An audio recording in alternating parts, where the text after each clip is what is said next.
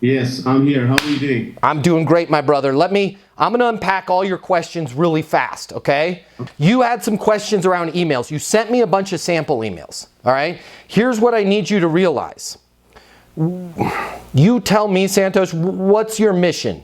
Do you want to make sales and close business and grow the business, yes? That's correct. Is your mission not to have any conversations with anybody? Do you want to avoid... No, I totally did. You're okay talking to people? Absolutely, yes. Good, good. Does your solution require you to have human interaction in order for you to close the deal? Because is it complicated enough to where you are going to have a conversation with everybody before they buy from you? Or is it something as simple as like ordering a t-shirt from a website? No, has to have a conversation. Okay, so you want to make sales, you're not opposed to having conversations, and you have to have conversations. In all of the email examples that you sent me, and I could tell you put a lot of effort and a lot of energy into them, here's the problem. They were essentially written by somebody with a mindset of like an email marketing mindset. And by the way, marketing and sales are not the same thing.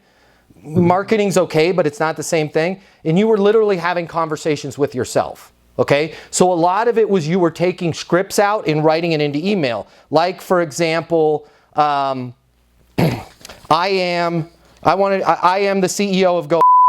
Right? Like, you don't need to put that in there because it's in your signature box.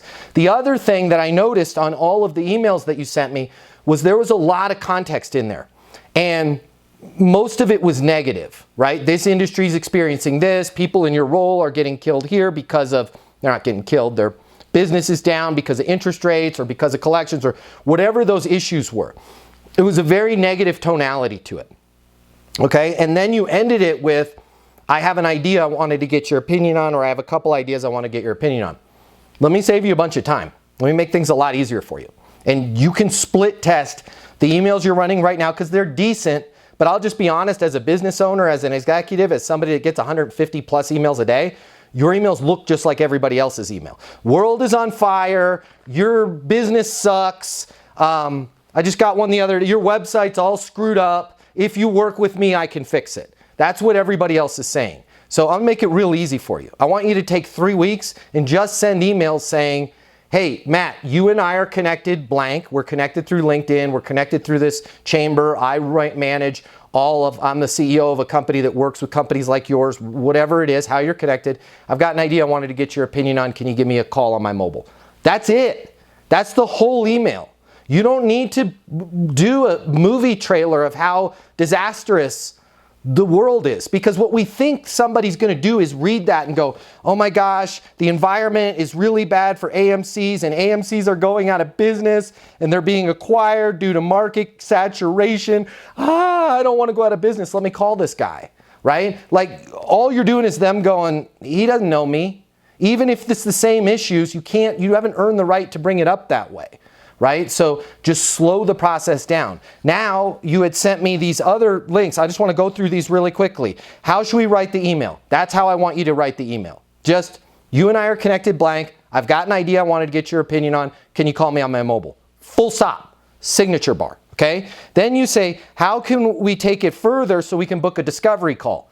I don't want you to do discovery calls anymore.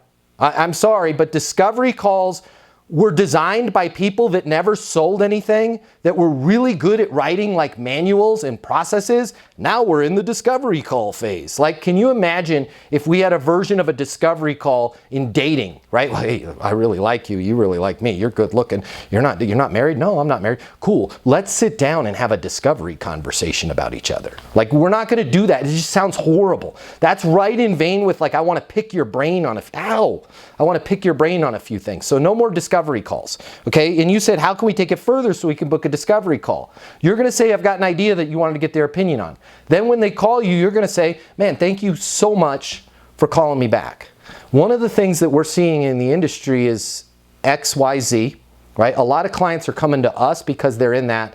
I'm just curious how you're dealing with that. And I have 1 or 2 ideas that I wanted to get your opinion on that probably be helpful for you, whether you do business with us or not. Listen to how much more of a dynamic conversation that is. Thank you for calling me back. The reason why I had reached out to you personally, something that we're seeing, something that my people are seeing, your credibility is way up, is XYZ.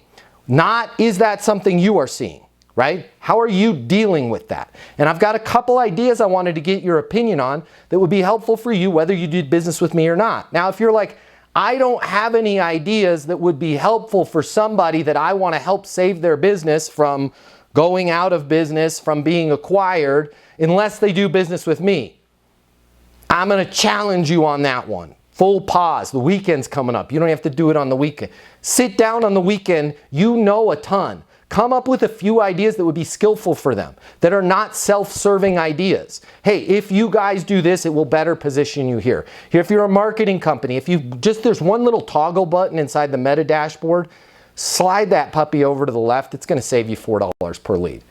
What? Really? How much do I owe you? Nothing. Happy to do it, right? Like, it's no brainer. We save tens of millions of dollars for our clients. Does it make sense for me to just send over a proposal for us to manage the campaign for you, right? This is how I want you to be. So it's not a discovery call, but when you ask, how are you dealing with that? Now it's going to naturally open it up to discovery. Now, what if you're like, well, I bring up the issue that we solve and they go, I don't have that issue. We're not seeing that. You're not going to force it. You're not going to do it. You're going to go to your NOS, your net outcome statement. No problem. I will be here when you guys need to better position yourself to deal with the things that are happening with interest rates. Fair enough? Right? And now they're going to leave that call and go, man, that Santos was a pretty good guy.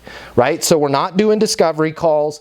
We're going to send a very short email. By the way, guys, today's world, short is good. They're reading it. Nobody wants to thumb through 4 paragraphs of an email, especially if you have bad eyes like me and you got the big font on your phone. By the time I get through that, I've scrolled up 4 pages. But if you clearly said, hey, Matt, you and I are connected on LinkedIn. I got an idea I'd love to get your opinion on. I'm going to call you back. And I'm going to call you back with a high level of uncertainty and probably some skepticism and a little distrust, which is why I don't want you to take advantage of me calling you back and going, yeah, I'd like to book a discovery call, because one of the things that we're seeing is people in your industry are, they're going out of business because of business operations. We're seeing it's a tough time for everybody. Avoid all that negative stuff. Like, nobody even wants to hear the negative stuff. We want to work with people that are positive, right? Like, I have a ton of mortgage brokers that come over to Easton University, and I don't want to be negative because some of them are on this call, but they are having a tough time. But what I say is, listen, that's good. What? That's good? Yeah, absolutely. Because if you don't have a sales process and it's a tough market, you don't have deals coming in, just gimmies that are handed to you. But if you're in the mortgage industry and you're positive and you're forthright and you're creative and you can find options for people, maybe like bank statement loans or buying the rates down with certain points, and you are a bright light and you're not a depressing bummer when they talk to you, there's more business than you could ever write. Why? People haven't figured out how to download themselves onto a hard drive. And although a lot of people are camping out on their 3% mortgage, they're getting sick of that place. They're getting sick of their neighbor. They're getting sick of the trash truck coming through their alley every day. Or they're getting moved, they're getting married, and they're having a kid, right? So if you can simply change your sales process, you're good. I want to talk to them about things that are positive. And when they go through our coaching, I want them to talk to the real estate brokers that they work with, the homeowners that they work with, the home sellers, the home buyers that they're working with, in a positive problem-solving light. But let's not send any long emails out just talking about how devastating the market is, because although it is, and although you help them, it's not going to get you very far on the emails. And you find that you send a lot of them out, and then you're like, nobody's calling me back. This is terrible. It's because your emails look like everybody else's. Does that make sense?